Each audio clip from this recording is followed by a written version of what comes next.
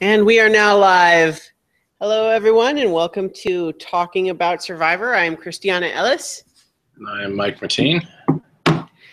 Tonight, we're here to talk about Survivor Second Chance, Episode 4, or Week 4 of Hurricane Abby. Man, I'll just say I'm glad that Tosh and Savage decided to.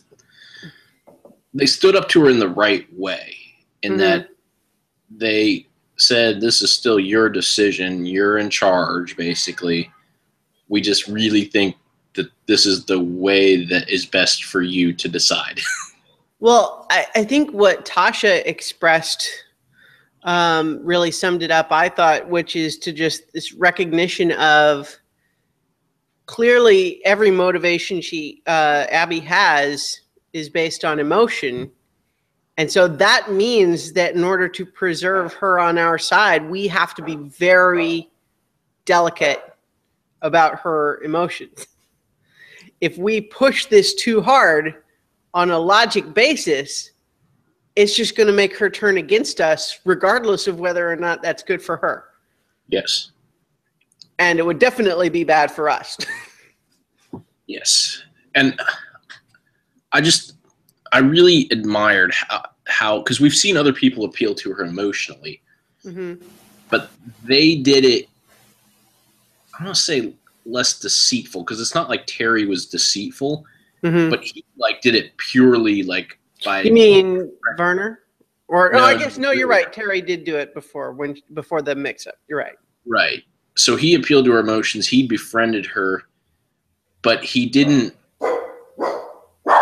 Sorry. It was all on her friend basis and caring. They never indicated that they didn't fake like they were her friends. They indicated that they cared what she thought and they appealed to her emotions, but they made it still seem like a gameplay decision, not a, you've been injured by this person, and since it's not us, we're just going to go ahead and let you do it. They navigated her the proper way and kept it on the game level, even while appealing to her emotions. I thought they handled it really delicately. I felt. Yeah. Well, and it was effective, except the only caveat to recognizing that it was effective this time is that, remember, Jeff Varner, just last week, we were talking about him being the one that, he's controlling her by always being nice to her and always praising her and all of that sort of thing. And they were able to get her to go against a person. She still liked him even when she made the decision. They got her to make a decision for the person she didn't like to stay and the person she liked to go, because they appealed to her that was the best way to play the game while catering to her emotions. Like I said, they hit the balance in a way that I liked. Yeah. Yeah. And especially because I was keyed up to be mad about this again and be like, God, just Abby. Oh, he froze up there a little bit. As we thought might happen. We'll see if he come back here in a second. But yeah, I think. Oh, there you are. Oh, yeah. I see you moving again. All right. So as you were saying, you were primed to be mad about this happening again, but then.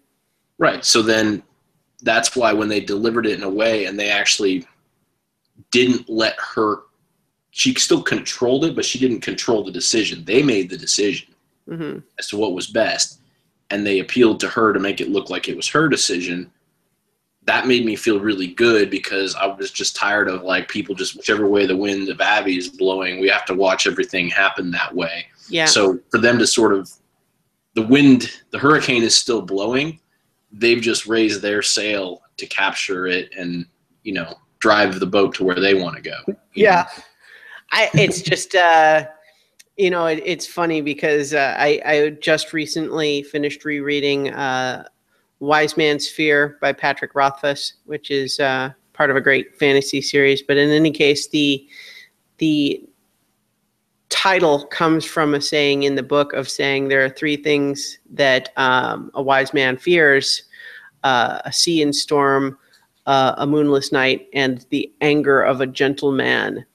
But I thought of it just because the Sea and Storm, it's sort of, when you use the analogy there, it's kind of like, okay, well, they got their sail up and it got them to blow in the right direction for a while. But the storm is just so volatile that you can't count on it ever. You know, it's like maybe it worked out this time, but you know, you can't depend on it. You know, as Jeff Varner found out this time, despite being super nice to her, you know, other people were able to sway her away by playing to her ego of, you know, you're a good player, right? You want to do what's best for the tribe, right? Yep.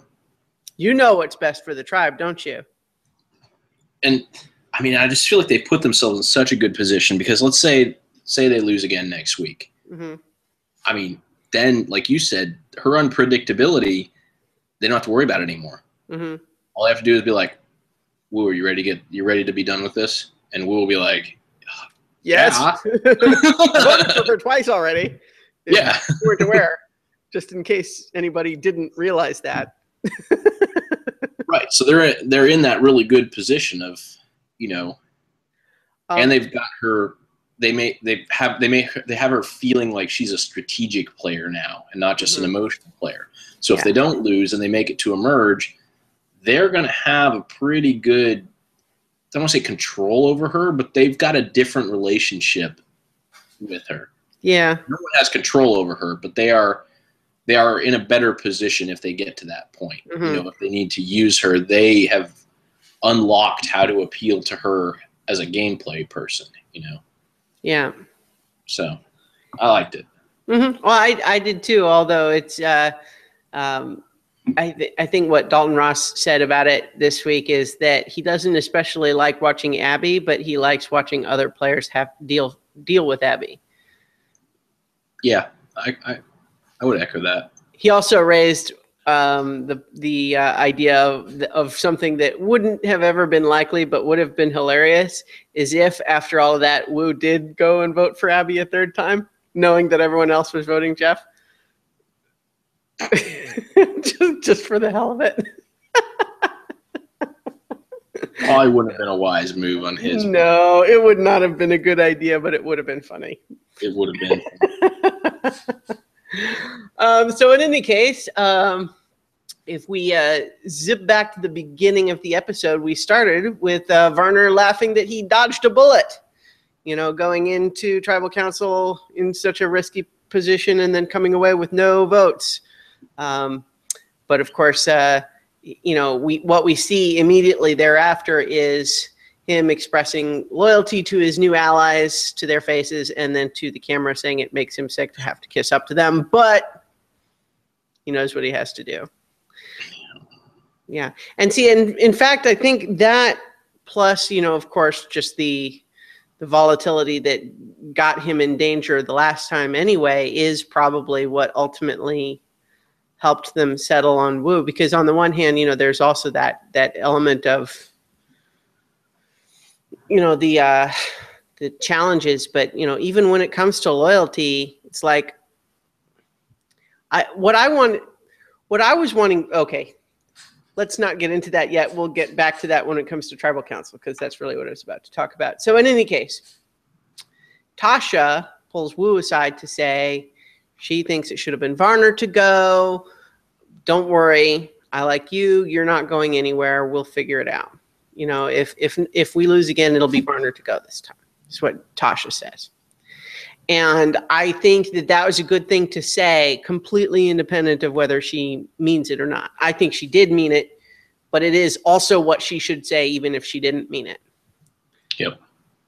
Because, you know, even if you are planning to target someone, you want them to think they're safe so that they don't screw stuff up. Right? You want them relaxed. But then, speaking of not being relaxed, Abby is uncomfortable with what just happened. God, yeah, and she just like right in front of everybody. Yeah, and Tasha even tried us to do this whole pleasant, hey, oh, sure, let's go talk about it. It's like, no, I don't want to go talk about it in a private place. I just want to complain that he voted for me twice and you just and you just want to pull him away in private. I don't like that. And I liked that Tasha did not see, Tasha handled it way better than PG had when presented with the same sort of behavior. Now, again, PG was dealing with it for longer, but I think what Tasha just kind of said is, did not take it personally or get defensive about it, but just to say, we just came from a tribal council where I took your side. I voted with you. The guy you want, who you wanted gone is gone. So what's the problem? Yeah. I mean, we just came from there. And I thought that what was great about that is that it didn't give Abby any negative energy to feed on. Right. It just sapped the whole argument because Tasha just refused to engage on that level.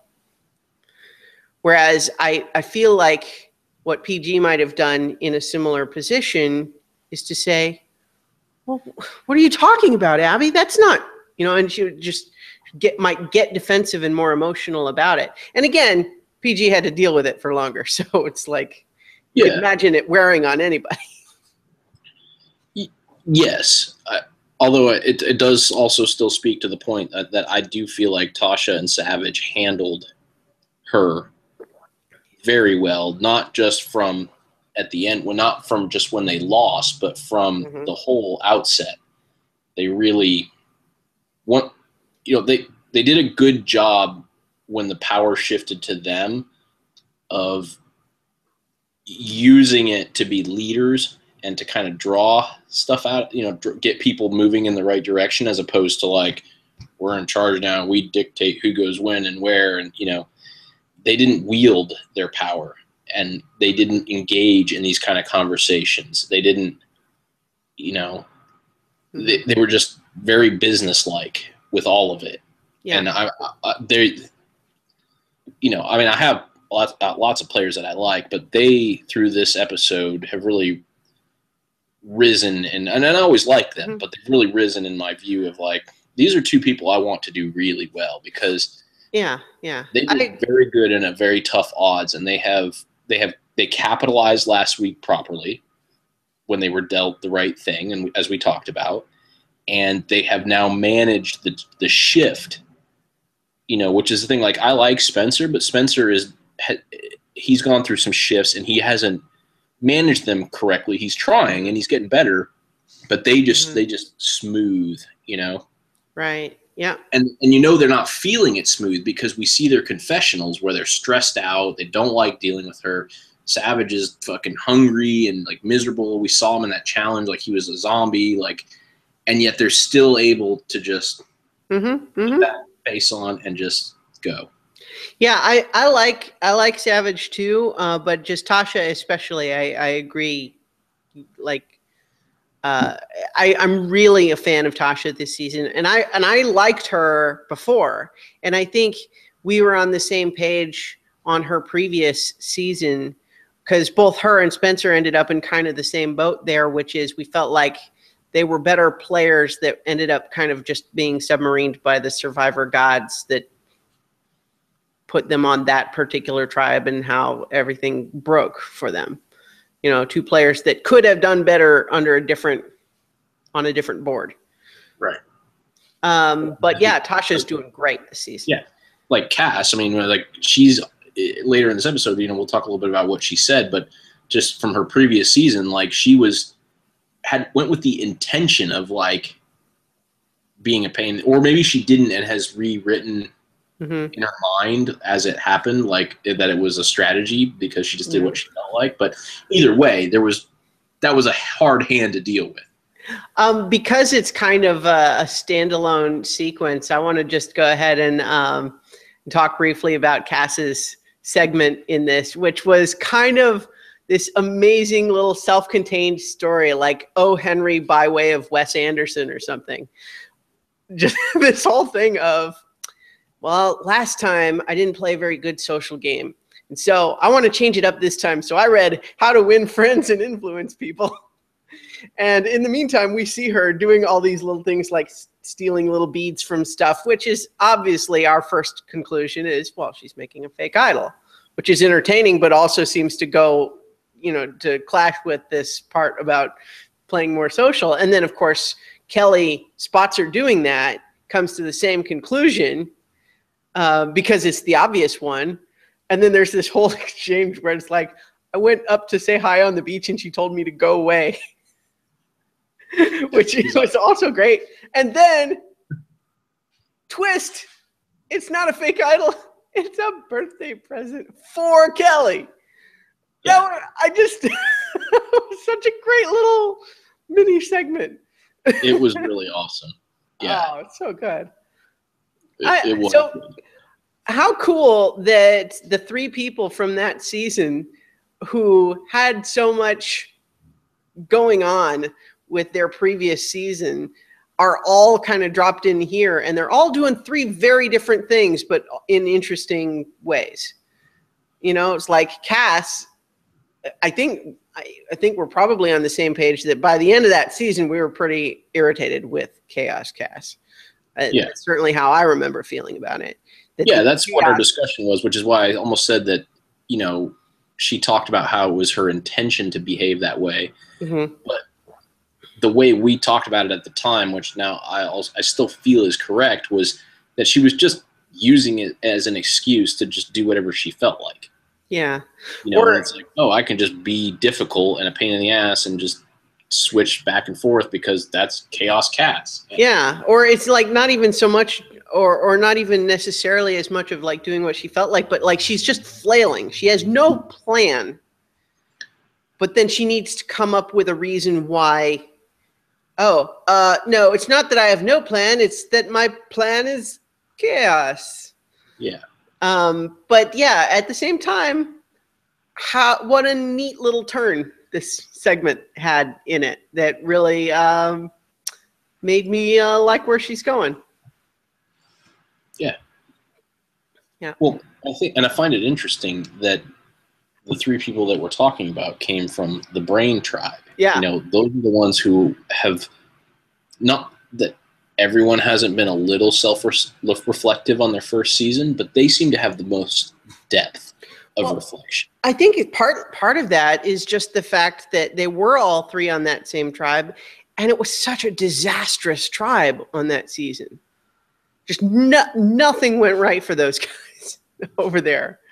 And they are the three that we remember, and everybody else on that tribe kind of was the obstacles they had to deal with. And in some ways, they kind of became their own obstacles. But I feel like I remember, we were both a big fan of Spencer on that season, especially because of, as we've talked about several times, our initial impression had been that we wouldn't like him, and then he surprised us. But Tasha was great too, and it's just, sometimes the Survivor, there is a lot of luck involved, who you get paired with, how a certain challenge might go on a certain day. All of these things can outweigh the simple strategy. But any case, that was kind of a jump ahead. So let's jump back to, I guess, that first scene. We still had a little bit of Abby having decided to take Woo's 2 votes personally, which in my notes, what I wrote is, which is simultaneously nonsense and still kind of true indirectly, because it wasn't ever personal in the sense that Abby means. It was, he was voting with his side of the alliance. It's like Woo was allies with PG, and when Abby made it a personal fight between Abby and PG, Woo was on PG's side. that doesn't make it personal to Abby. Like, Abby is trying to make it sound like, oh, he's had it in for me all this time. And yet it is also kind of true because it is her behavior that produced the whole situation to begin with. Right. And the funny thing is, in her way, she did acknowledge that and dismiss it. Like, it didn't make sense, like, ostensibly what she said. She's like, I mean, I know you were always voting with the majority, but that doesn't excuse it, and it's still personal. Like, what she meant by voting with, obviously he wasn't voting with the majority, or she would be gone. Like, yeah, exactly. He voted, it was a minority both times. And it's been only 2 times. We're still only, is that really? Right. But I don't want to criticize her too much, because I think this is one, like when she did give that explanation last season about some of it being like the language barrier. What I think she meant is that you thought you were voting with the majority with the numbers, you know. Oh, yeah, she thought she was. Yeah. Right. That's right. I think that's what she meant. Like, she knows that he didn't vote with the majority, but so she floated up there, like, acknowledged that did exist, that he was voting with his alliance. That's what she meant. But doesn't care. But it doesn't care. But I don't care. You know, it's still personal because I've decided it's personal. Yeah. So, and it ties into, this is a little bit like what I was going to get into earlier, that all these accusations of disloyalty to Wu, and I'm just sort of feeling like, what loyalty does he owe her? 0 in my estimation. What loyalty does he owe Abby? Like, at this point or later? Ever. I mean, at this point, 0. Later, you could. I mean, he's promised it now. But I just mean she wanted him gone, and she was the one that made the decision, even though the block of 2 you know, affected it. I think Tasha and Savage persuaded her. Right. Yeah. So, but she still was, if she had been adamant, they would have had to make that choice to go ahead with. Well, no, I agree that now. That could have been a real disaster. Oh, if she had just insisted. Well, if she had insisted, but they went and did what they wanted anyway. Oh, yeah. Yeah, because Tasha Savage and Wu together could have overridden her and Varner.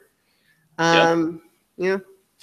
And I, you know, I'm sure Tasha and Savage are glad that it didn't come to that, because I feel like the first time you vote against Abby, it's kind of a Kaiser Soze situation. You know, it's like, how do you shoot a devil in the back? What if you miss?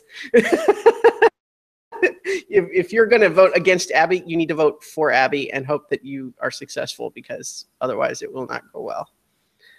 In any case, PG tried that. That didn't work out for her. PG tried that. Yeah. Well, the point is, though, that voting for someone else against Abby is almost as bad and carries no chance of successfully getting her out. That's true. Yeah, and then you have to deal with it on the back end. Yeah. Whereas, you know, it's kind of like, if you are going to declare sides against Abby, she needs to be your first target, or else she will blow everything up. In any case, though, I'm just feeling like in all of these discussions between, you know, who's more loyal, Varner or Wu, and I'm just and I just wanted to reject the entire premise of how they were deciding who was loyal and who was not, because first of all, like, Varner, like,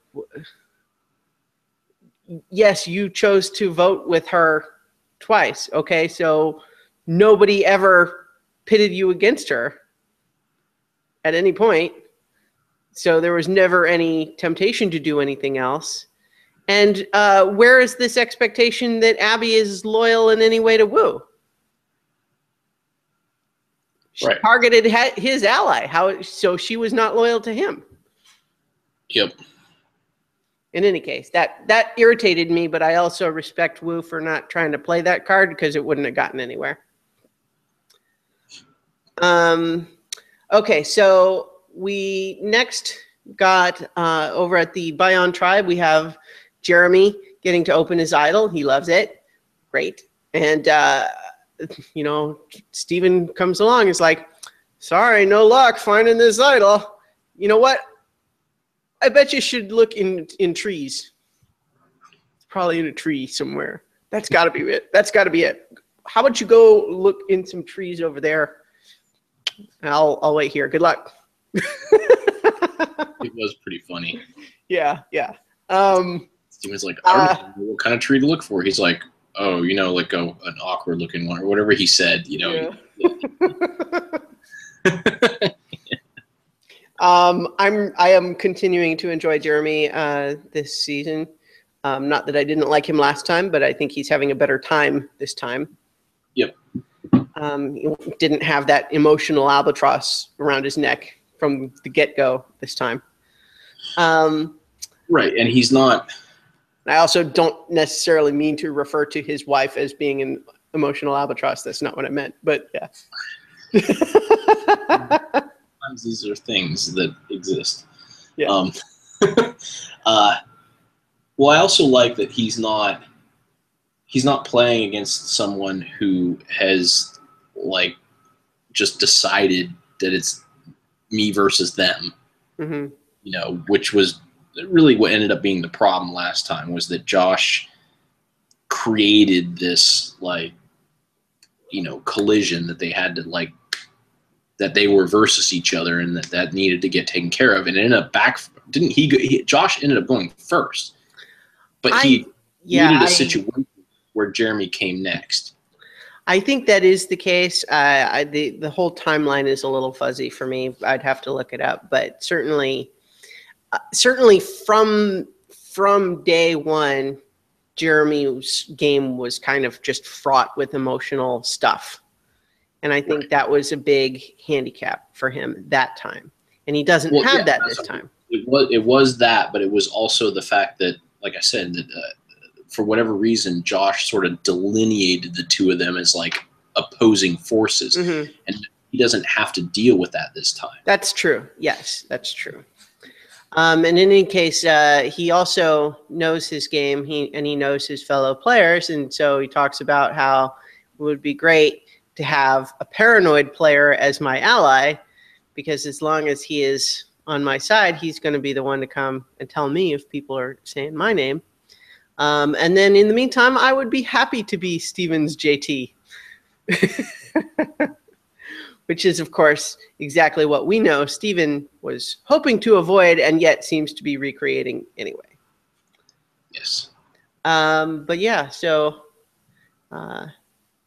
then we go back to Angkor, which is a dead cove. And Savage is having no luck fishing. Would have been slightly nicer if he, you know, didn't necessarily have to call it the ghetto beach.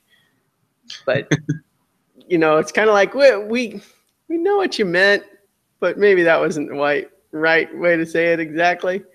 He kind of said it 4 or 5 different ways, and that was one of them. Maybe he could have left that one out. Not necessarily a big deal, but it definitely perked my ear when he said that. It's like, is that really the way you want to phrase that? Anyway. But yeah, it's interesting that in kind of a low-key way, they've made this tribe kind of reminiscent of the haves and have-nots from whatever that season was when they did that. Yeah. Because not only did this tribe have to start all over and build a whole new shelter and everything, but apparently it's a crappier beach too. Yeah, and they had to have known that. This isn't by accident. Oh, I'm sure it's deliberate, but they just didn't make a point of that when they did the split. In any case, the tree male promises a food reward, so they're very excited about that possibility. So the reward challenge was kind of surprisingly cool, I thought, because at first it looked just super simple, but I guess it wasn't obvious from the initial pan that they're going to have to like wade through thigh deep water the whole way out. It wasn't swimming. It was wading that whole distance back and forth. Yeah, that ended up being like way more difficult and draining than you would have expected, having seen the design. I almost couldn't help but wonder, maybe it wasn't quite deep enough for this. I was just trying to think, like, how deep would it have to be where you would actually maybe be better off just trying to kind of swim if you can, rather than being upright and trying to slog through it that way.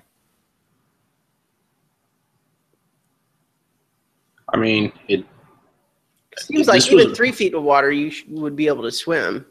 Yeah, 3 feet. I mean, you can essentially swim in anything where you can actually get the whole lever. Because even like, it just has to be long enough for you to be able to kind of get your arm around, or like you could even maybe do like a breaststroke in even less, right? No, because your knees come up. Oh yeah. So you'd be moving probably a lot. You'd be expending as much, or if not more, energy if you were like trying to just do a regular kick with a breaststroke arm through it. You'd be moving slower and using more energy than just walking and slogging through. Yeah. You have to have enough water where you can get the full lever. And I suppose too that because they're right on the beach, so there's probably tides too, which would interfere substantially with trying to swim. Well, and a couple of them tried, and they gave up on it. So it was clearly like, it was a nice challenge design, because it was clearly too difficult to swim in and very difficult to walk in. So it was like not really a good choice one way or the other. Either one was going to be draining, you know, because you weren't going to be able to get a nice, resistance-free swim. Plus, when you're in that, it's not even just the tides, it's the, there's not the waves, but it's just, it just, you don't move that well through very shallow water. It's even if it's occasionally 3 feet or more deep, it's not consistent. It's not like being in a 3 foot deep pool. It would be going up and down, and probably the bottom is rising and falling somewhat too. Yeah, so you're going to be dragging your fingers sometimes, and and that's the other thing is that when it's uneven like that, like the way that you're pulling the water, it like sloshes around different. Like it's not like just pull back, move forward. Like there are times when it's very disturbed. Yeah. In any case, surprising challenge in the sense that it didn't look that difficult initially, but clearly proved to be in the end.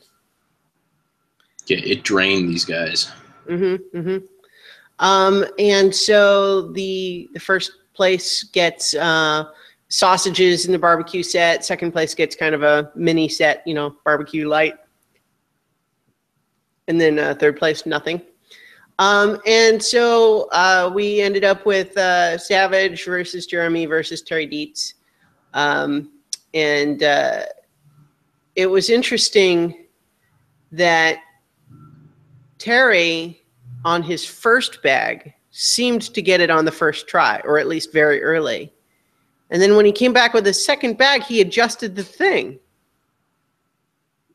And then had trouble with it. And I was just thinking, well, if you got it the last time, why would you touch it? Why wouldn't you just try to do it exactly the same way? Which appeared to be what happened with Savage, is that like once he figured it out, he was able to replicate it. Yeah. It just took him a while to get there. Yeah, but I mean, like, even Probst seemed to be kind of calling Terry out, like, can't even remember what he did the last time. Which, even still, it was kind of surprisingly close in the end, given that this is not one of the challenges that necessarily, like some of the challenges that have a really hard puzzle at the end are kind of designed to make it look close by the end, right? Because you can kind of use the camera to try to make it, you know, like how close is each team really? But this one was pretty close. Like I think Savage got his first, but then when it was for second and third place, it could have been either one of them. They were both trying it. Yeah, they were both attempting at the same time. Mm-hmm. And so when Savage won, I found myself with a lot of mixed emotions, because on the one hand, I was happy for him and for Tasha and some of the other people on the tribe, but there was also like a part of me that didn't want Abby to get it. And so like I was a little bit surprised that my feelings were as complex as they were. Yeah, wow. Yeah, I didn't have that. I was happy for them. I was happy for them, except that I guess I'm just, I don't know. I just want Abby to go away. I mean, she's interesting for the game, but I feel like, to make the fictional scripted TV show analogy, I feel like she's the midpoint season villain. You know what I mean? Like, right. Where she causes everybody a lot of trouble for a while, and then they finally defeat her, only for the true villain to be revealed, right? And that's kind of, I feel like I'm, you know, she's interesting in the way she makes other people have to play, but I would also kind of just assume she'd go away. Yeah. But in any case, everyone's really thankful to Savage, and they have, it's a big morale boost for them.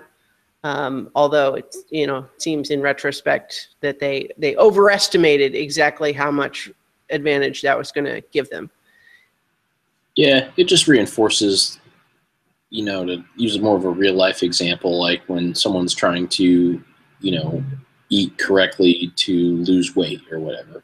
Mm-hmm. It's what you do 80 to 90% of the time that matters. Like, yeah. So if 80 to 90% of the time you're starving, one big meal doesn't help. Mm-hmm. Just like the reverse is true. Like, eating healthy for like 2 days doesn't. You're not going to suddenly get weak and dizzy because you skipped lunch. Right. So it's, yeah. Or, if you're eating healthy 90% of the time and you have a cheat day or meal, it's not going to sabotage your weight loss. Like, it's the bulk of what you're doing is what has the most impact. And the fact that they had no food almost all the time, that's what was, hurting them.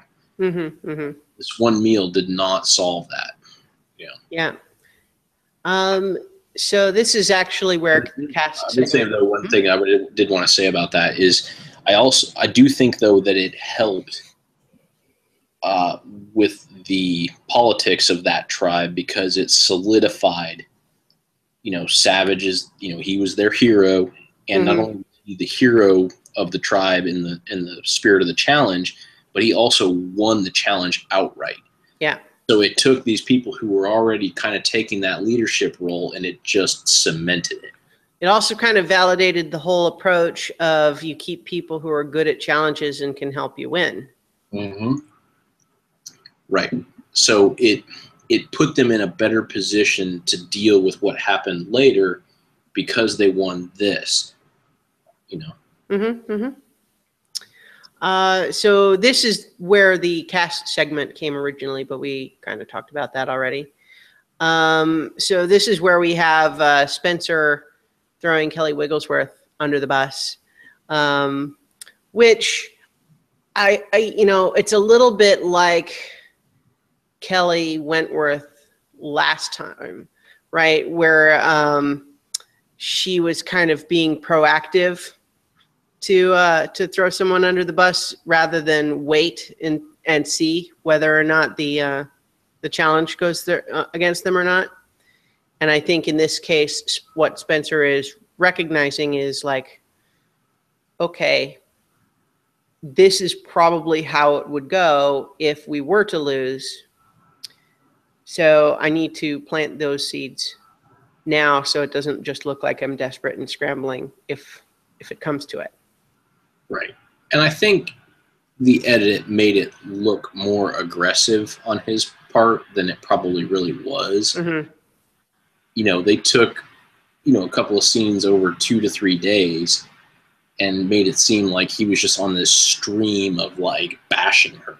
Mm-hmm. And he probably really was doing what you said, which was sort of, you know, just kind of planting the seeds when he had opportunity, when he was just talking to people and they were saying, well, what do you think about so-and-so? And what do you think about so? Hey, what's your relationship with Kelly? And he's like, oh, well, you know, that's interesting that you asked that because here. And then they edited it together to make it look like he was like seeking people out and be like, let me tell you about Kelly. Well, that is also kind of how Monica described it. I mean, we saw him have that conversation with Jeremy and Steven, but we also have him talking to Monica, who in her confessional kind of pitches it as he's trying to get in all, you know, he's trying to sneak into our good graces and that sort of thing. That's true. But so she's kind of suspicious at his intentions, and she's more inclined to say she wants to preserve the girls for the possibility of a female alliance. And she smiles and nods to him, but says that she would actually target him next if it comes to it. Right, and that's the thing, is there's two things going on there, is that she has a different agenda, and so he automatically, by being against that agenda, is suspicious. Yeah.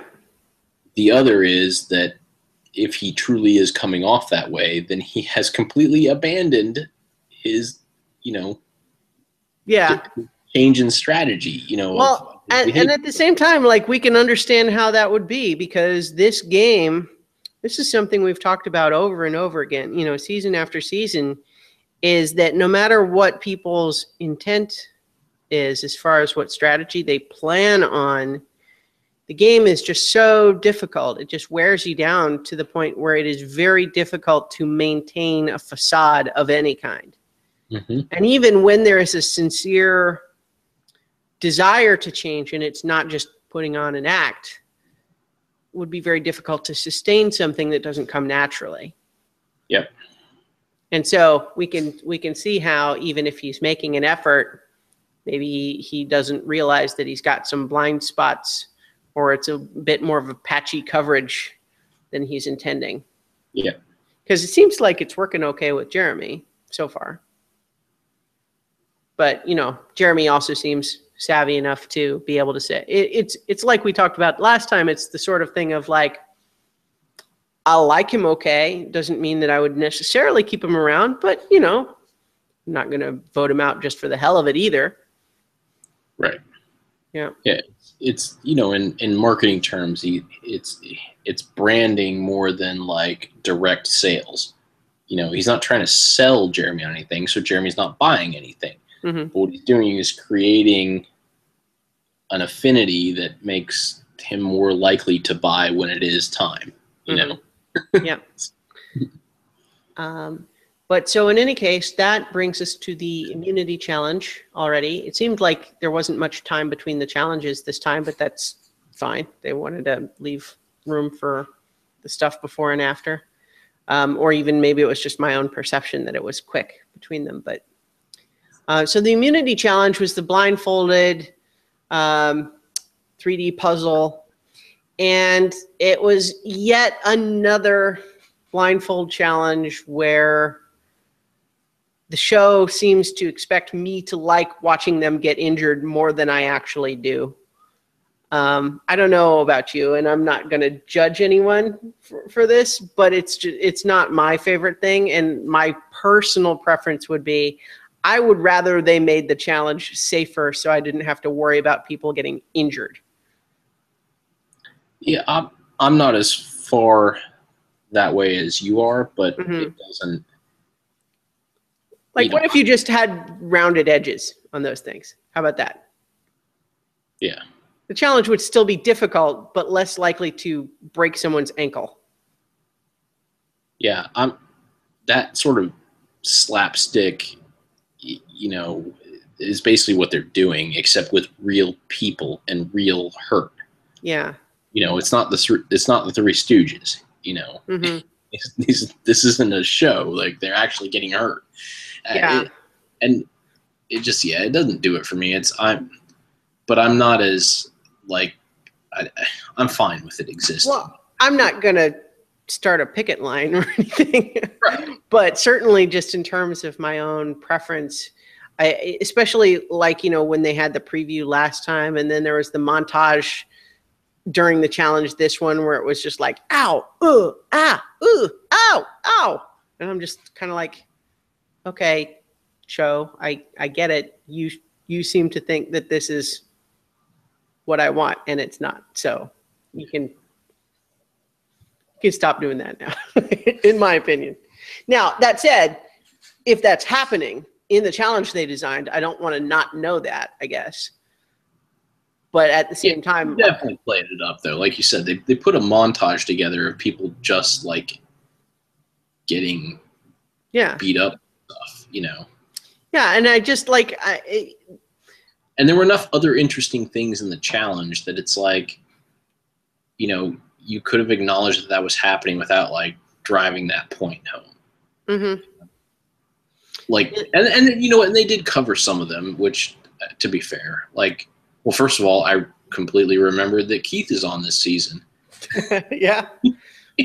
There's been a few people who haven't really gotten much screen time. Yeah. I'm like, oh, yeah, that's a guy that's here. Yeah. Sierra? Yeah. Like, until we got a scene with her this time, we hadn't heard much from Monica. Although I suppose part of it's just been that one tribe in particular has been having such a rough go of it that they eat up all the screen time. They do. But I mean, those were some great moments though when Keith's like, What? I can't hear more than once. I can't hear. And then Terry's like, call on me. And Jeff even said it's like he wants to be called on in class, but no one is acknowledging him. Well, and then later he says it's like he's the one at the dance who just wants someone to dance with, but nobody's coming. Something like that. Yeah, and then Joe's whole decision to be like, you know what, screw it, I'm going to solve this myself. So yeah, this obstacle course is not that complicated. I'm just going to get a piece and just. Yep. He-Man. Just make it work. Yeah. Yeah. And so how funny that, you know, the whole first half of the challenge was like making fun of that tribe for doing so poorly and falling so far behind, only for them to recover so dramatically.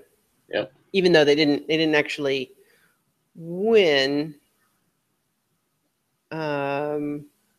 Right. Yeah, they didn't win, but they got second place. Yep. And they got second place largely because it seemed that Encore they completely ran out of gas. And the way Probst described it is they're practically sleeping on the pieces. It looks like they're just waiting for Takeo to finish so the challenge can be over. It did look like that, yeah. Well, it seemed pretty clearly to be exactly that once we got the communication with them afterwards. And I really felt for Savage in that bit too, just in the sense of expressing not just exhaustion, but also a little bit of alarm at how exhausted they were. You know, it's kind of like, I've never been this exhausted. I'm a little bit concerned. Yeah, and he's like, I mean, I played college football, he's like, I've never felt like this. Yeah. Mm-hmm. Mm-hmm. So poor Encore. Not only do they live in survivor hell with Abby, but also they have to go to tribal council again. Varner, this is another thing that it's hard to know if he was making a big deal of this or if it was really just the one shot, but he hurt his toe. And so there's that whole bit where he's like, just want to make it clear that I'm not a physical threat. Now, it might have been just kind of like a one-off. He's just kind of joking around. Yeah, I mean, his personality is sort of odd all the way. I mean, not odd. Yeah, it's distinct. You know, and things like that, I totally see him saying, like, you know. Well, and the other thing is too that I suppose ultimately it was not the direction the tribe chose to follow, but his whole pitch was going to be, it's better to not be a physical threat. You want to eliminate the physical threats because they're going to be your enemy later. Yeah, That's his he was whole playing pitch. Endgame way too early. Yeah, yeah. And Honestly. I mean, ultimately, it's obvious that but at the same time, that's also kind of armchair survivoring, right? Because I think even though he's now out of the game, I don't think no one can fault him for not playing hard enough. No, he definitely had a strategy coming in, Mm-hmm. and he went with it, which was play hard, try to make things happen early, try to make big moves early, like just maneuver as much as possible. And it wasn't the right strategy, obviously, because all of those things are what made him the target this time, Mm-hmm. But he was trying. He sure was trying. Yeah. But so in any case, coming back from the challenge, Tasha is very concerned that she has to just stay on top of Abby because for all she knows, something she says might set Abby off, and Abby will suddenly flip back over and talk to Varner and Wu and say, hey, maybe we ought to get Tasha and Savage out after all. Hmm? You never know. I mean, I would absolutely believe that as a possibility if they had tried it. Yeah. But I think the problem was it got set up so quickly as a Wu versus Varner question that made that unlikely. But I think that's also largely to Savage and Tasha's credit for ending. You know what I mean? It's like, I don't know that Wu would have even been in the conversation if not for Abby wanting to get rid of him. But by, them trying to steer her towards Varner is what really made it that dynamic, right? It presented the situation as an either or question. And then with Varner and Wu in opposition and trying to focus on how they can make it be that guy and not me, that means the whole discussion of, well, could we possibly talk Abby into going back with us? I mean, it doesn't seem like she would have been super receptive to that, but you never know. All it takes is one big argument with Tasha that they could perhaps initiate. Yeah, and they definitely did a good job with that and establishing the either or, like you said. Mm-hmm. Because that's a thing that there are enough studies that it even has a name called the paradox of choice, and that the more choices you have, the more difficult it is to make a decision. Like the less choices, the easier it is to make. And so by appealing to that and making it very clear that there are two choices, people gravitate towards that. Mm-hmm. They don't want to have to think, well, what if we could get out Savage, or what if we could get out Tasha, or what if we could get out Abby? Like it's Wu or Varner. What's best? Done. Mm-hmm. Yeah. So again, well managed by them. And so it's interesting how for both Wu and Varner, it seems very clear to them that Abby is the one that they have to lobby. That's who they're focused on, rather than trying to go at it, like, say, through Tasha or Savage. And it may also be that, they would each be hoping to try to continue to kindle whatever spark of alliance had ever been there. But in any case, at least in this part, Abby doesn't seem very receptive to Wu's suggestions. She doesn't seem very emotional about it at that moment, but I think it's kind of also just one of her emotional modes is when she thinks she has the moral high ground. She has this sort of, I don't want to say it's an act exactly, but just this sort of imperiousness of you are coming to me to seek my favor, and why should I bother with you? Yep. That sort of thing, as opposed to genuinely not being emotional about it. Yes, it is definitely an aspect of her personality to have this, when she has that control and someone's coming to her, to be dismissive of them. Mm-hmm. You know, it happened. Was it PG?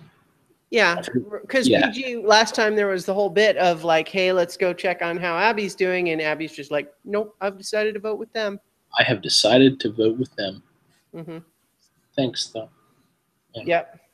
And again, not emotional. Like, she didn't display it as emotional, but the whole attitude was about delivering it in a cold-hearted manner. Yeah. It's exactly what she did with me. He is mad. And it's kind of like revenge is a dish best served cold. That sort of thing. Yeah, like that's cathartic to her. Clearly. Yeah. And it's also not difficult to understand why it would be. I mean, none of the emotions she has are unfamiliar. You know what I mean? It's just that she tends to be excluded, at 11, guided by them. Yeah, and they're heightened.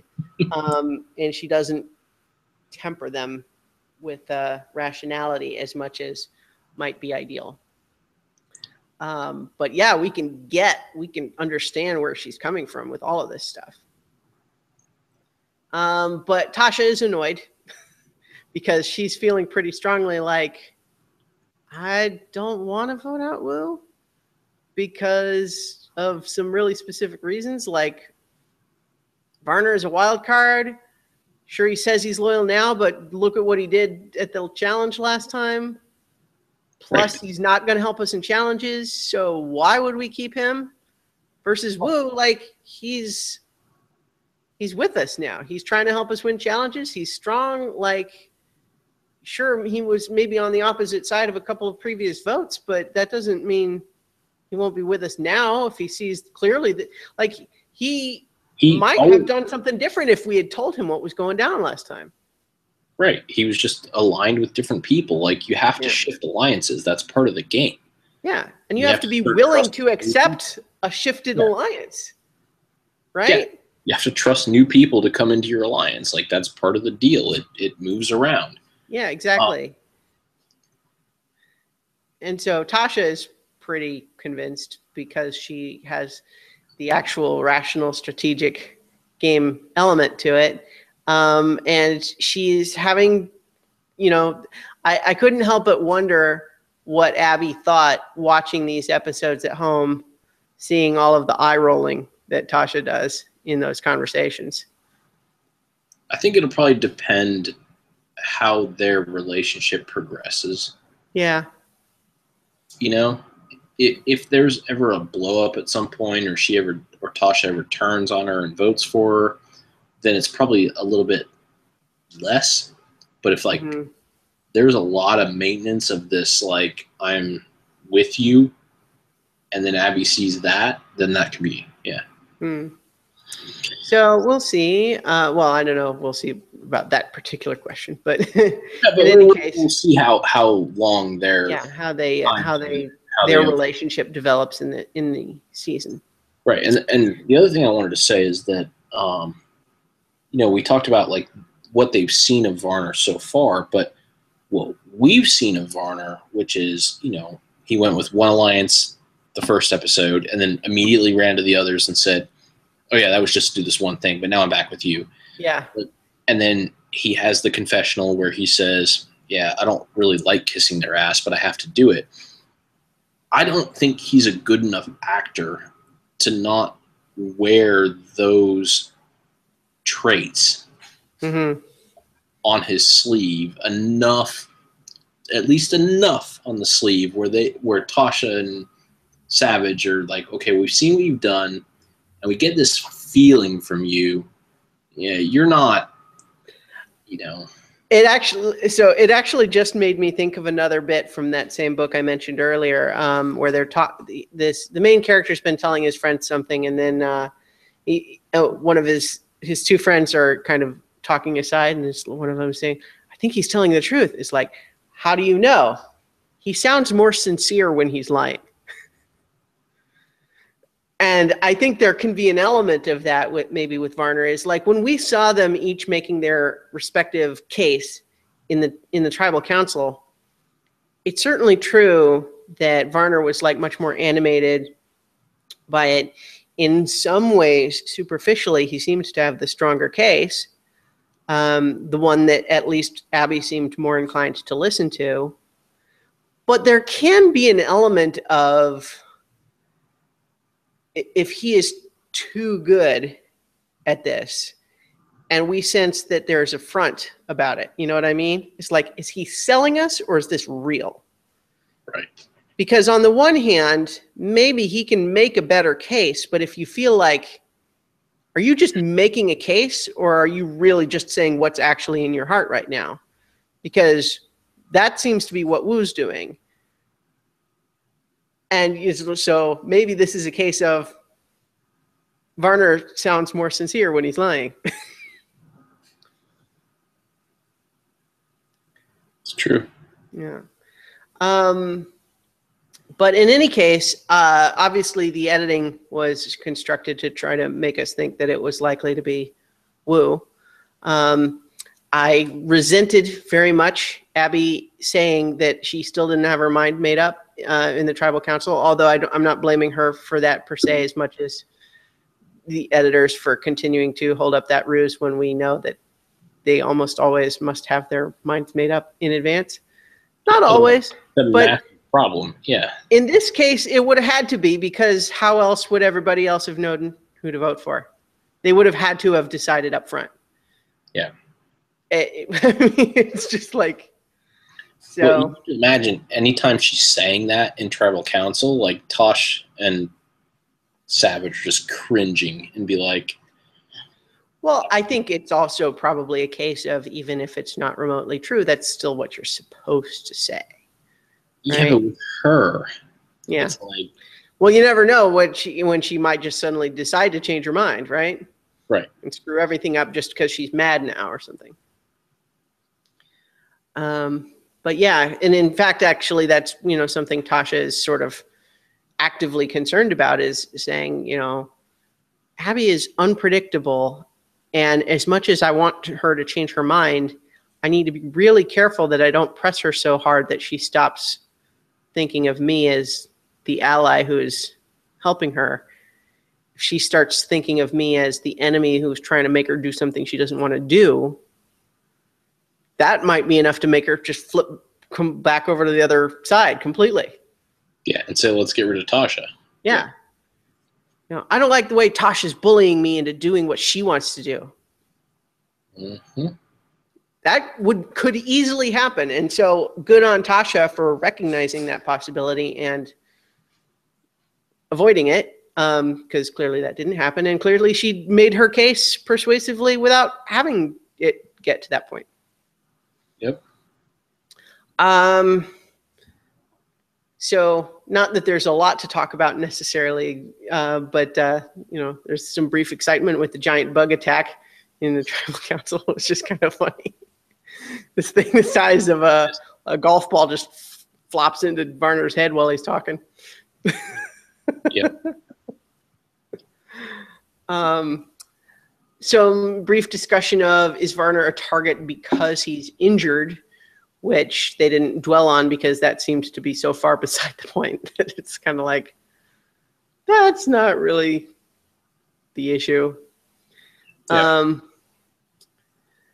But so in any case, I was saying in my notes here that I thought Varner was doing a better job making his sales pitch, but clearly, as we saw, it went the other way. And so it's my speculation, as I mentioned earlier, that maybe there was just an element of he's almost too good at making a weak case sound positive.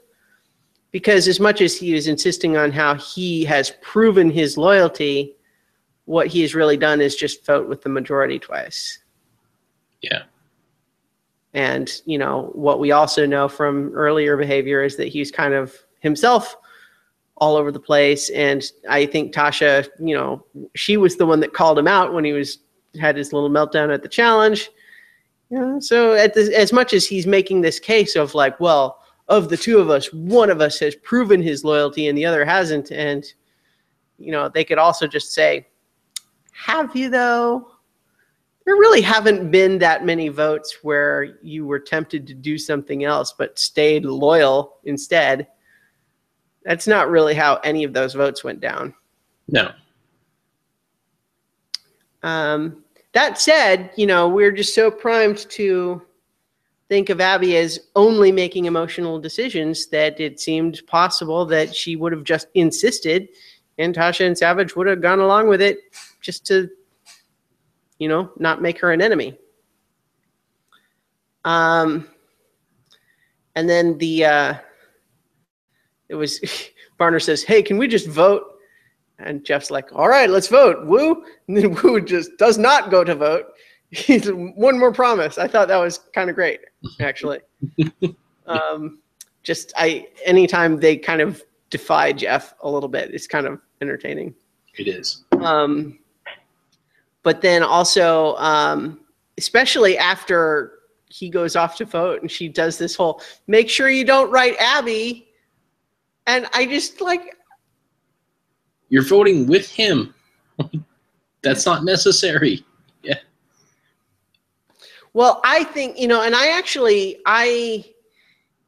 I went back and forth a little bit during the tribal council, but there was a bit where when Varner had taken his argument to the point of, because I like Abby, and her facial expression made me think at that moment, like she already knew she was voting against Varner.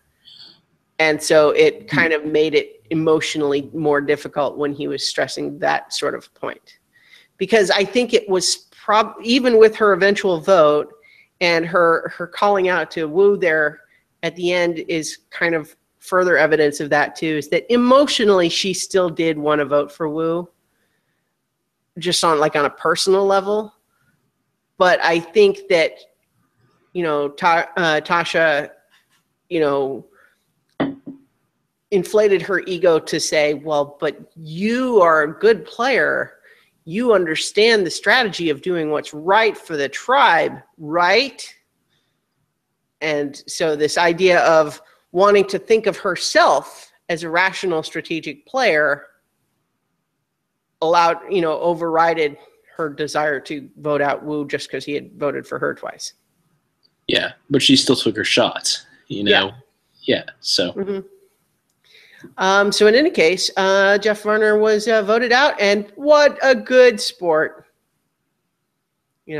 Shaking hands with Woo, playfully in a clearly affectionate way, calling Abby a little bitch, which, certainly if you saw that just in text, it might not convey the tone. It was obviously a term of affection that was received as such. Yeah, because she even did a little Mm-hmm. So good for him. He seemed to have a good time. He was playing hard, and he's going out with no hard feelings. That's. Yeah. And I think that's part. Right? That's great. This is part of what left me on such a high note with this episode because, we didn't see Abby just emotionally bullying people into doing what she wanted. Mm-hmm. We saw, a unit of two people that we like independently of each other work together really well and navigate a situation over the course of a couple episodes and kind of evolve. And so I'm really looking forward to how Tosh and Savage move forward together, because I don't think they're going to turn on each other unless it becomes necessary down the end. I think they're going to really try to work together a long time. We saw, Varner go out with good spirits, mm-hmm. and we saw Abby appeal. We saw them appeal to Abby's desire to play strategic, not emotion, mm-hmm. even though they used her emotion. And so we saw just a transition in what people are able to do with her.